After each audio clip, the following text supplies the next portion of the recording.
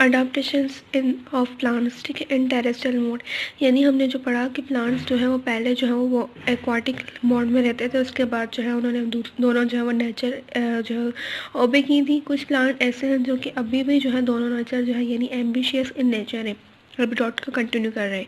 उसके अलावा जो मोस्ट ऑफ द प्लांट्स है वो टेरेस्ट्रियल मोड को जो है वो अभी कर रहे हैं, यानी उन्होंने किया हुआ टेरेस्ट्रियल मोड को।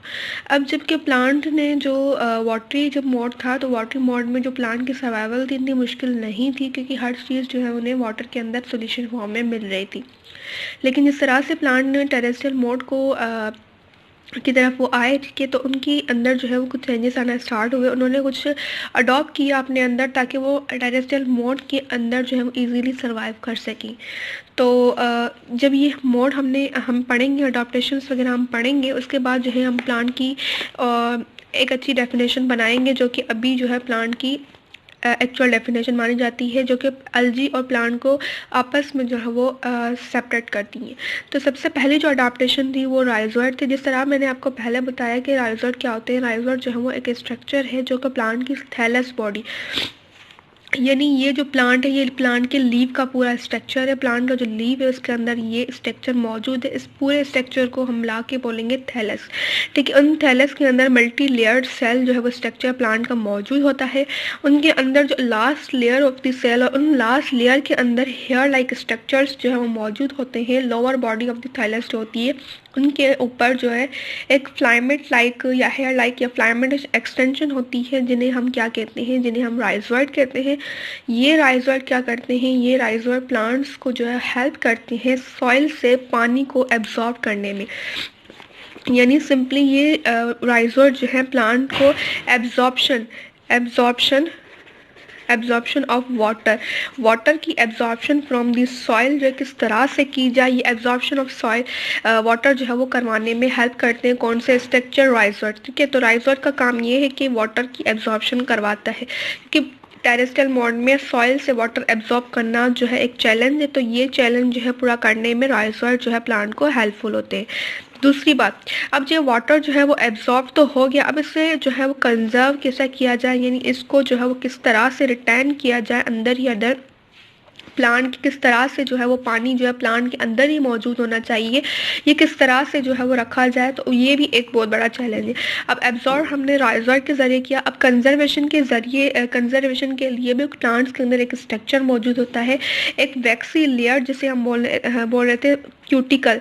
क्यूटिकल क्या है, क्यूटिकल एक नॉन सेलुलर लेयर है, यानी ये वो लेयर है, ये जो है प्लांट की जो थैलस है उसके जो आउटर मोस्ट स्ट्रक्चर होता है, ये जो लेयर है, ये आउटर मोस्ट जो स्ट्रक्चर है, इस स्ट्रक्चर को जिसके ऊपर जो है सेल मौजूद नहीं है, ठीक है, यानी जिसके नीचे सेल है लेकिन उसके ऊपर कोई भी सेल मौजूद नहीं है, इस नॉन सेलुलर लेयर जो है स्ट्रक्चर ऑफ द प्लांट है, ये सेल लीव है, उस नॉन लेयर जो है स्ट्रक्चर या वैक्सी स्ट्रक्चर, वैक्स आ गया, यानी वैक्स वही होता है जिसके अंदर नॉन सेलुलर स्ट्रक्चर्स मौजूद होते हैं। ये स्ट्रक्चर जो है नॉन सेलुलर लेयर या वैक्सी लेयर जो है उसे हम क्यूटिकल बोलते हैं।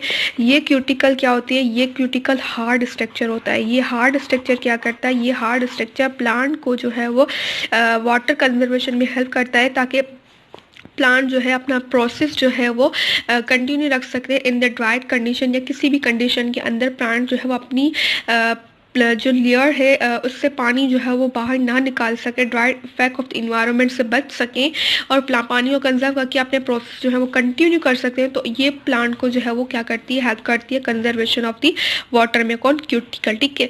उसके बाद जो है क्या होगा, उसके बाद जो थर्ड स्ट्रक्चर है, वो थर्ड स्ट्रक्चर कौन सा है, एब्जॉर्प्शन ऑफ कार्बन डाइऑक्साइड। अब वाटर की बात तो आ गई, लेकिन प्लांट को फोटोसिंथेसिस या सर्वाइवल के लिए सिर्फ और सिर्फ पानी की ज़रूरत नहीं होती, दूसरी गैसेस वगैरह भी प्लांट के लिए बहुत ज़रूरी होती है।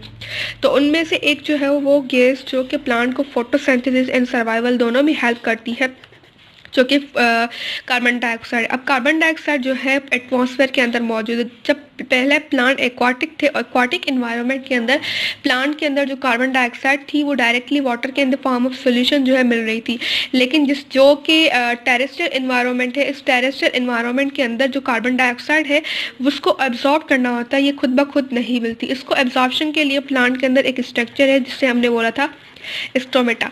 स्टोमेटा जैसे कि हमने पढ़ा एक पोर लाइक स्ट्रक्चर, ये हमारे पास क्यूटिकल है, क्यूस्टिकल के बिल्कुल जो लेयर नीचे होती है सेल्स की, उन सेल्स के लेयर्स के बीच में एक पोर लाइक स्ट्रक्चर मौजूद है। उस पोर लाइक स्ट्रक्चर को हम क्या बोलेंगे, उस पोर लाइक स्ट्रक्चर को हम लोग बोलते हैं स्टोमेटा। ये पोर लाइक स्ट्रक्चर स्टोमेटा जो है क्या करता है, कार्बन डाइऑक्साइड को एब्जॉर्ब करता है और उसके अलावा का ऑक्सीजन को बाहर जो है वो रिमूव करता है, यानी सिंपली गैसेस एक्सचेंज में क्या करता है, गैसेस एक्सचेंज में जो है वो हेल्प करता है प्लांट को। और उसके बाद ये कार्बन डाइऑक्साइड जो है प्लांट्स के फोटोसिंथेसिस सेल के पास आती है और आकर क्या करती है, in the form of storage cell की फॉर्म में जो है वो स्टोर हो जाती है। ठीक है, तो ये कार्बन डाइऑक्साइड एब्जॉर्प्शन का जो काम है वो स्टोमेटा है। अलॉन्ग विथ एब्जॉर्प्शन प्लांट्स जो है वो साथ ही साथ क्या करते हैं, एवापोरेशन का। अब ज़रूरी नहीं है, कंजर्वेशन भी ज़रूरी है प्लांट्स के लिए कि पानी जो है वो कंजर्व रहे, लेकिन एक्स्ट्रा पानी जो है प्लांट को बहुत ही ज़्यादा हार्मफुल अफेक्ट कर सकता है, डैमेज कर सकता है। तो साथ ही साथ स्टोमेटा का काम ये होता है कि वो एवापोरेशन में भी हेल्प करता है, यानी एक्स्ट्रा वाटर जो कि प्लांट को नीडेड नहीं होता वो प्लांट के बॉडी से जो है वो रिमूव होता है थ्रू द स्टोमेटा।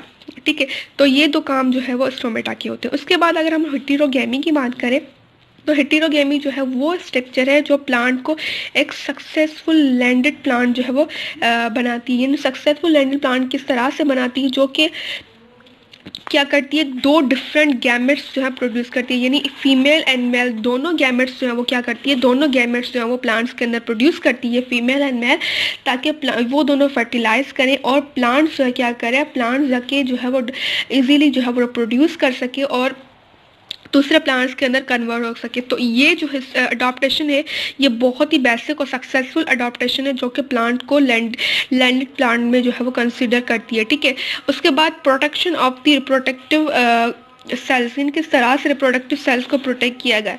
अब प्लांट जो है वो जिस तरह से दो गैमेट्स बनाती है, उन दो गैमेट्स को जो है वो कंजर्व या प्रोटेक्ट करने के लिए दो स्ट्रक्चर जो है इन्होंने अपने अंदर जो है अडॉप्ट किए हैं। एक जो है आर्चिगोनिया है,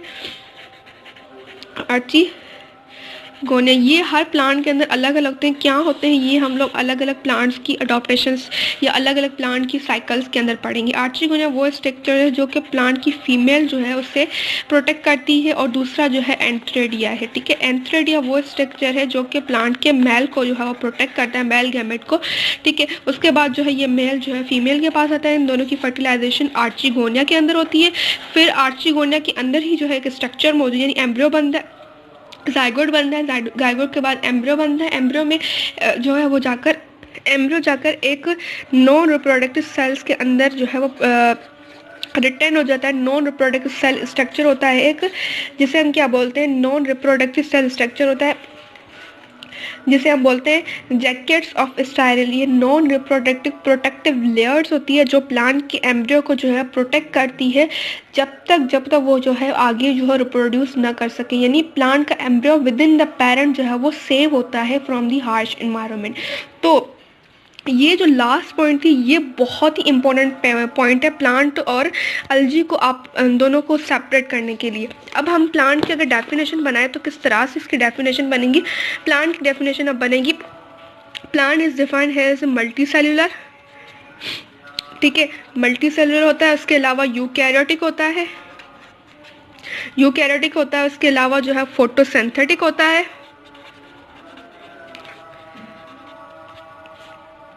उसके अलावा जो है क्या होता है, ऑटोट्रॉफ्स, क्लोरोफिलस होता है। अलॉन्ग विद देम ये जो है हेटेरोमॉर्फिक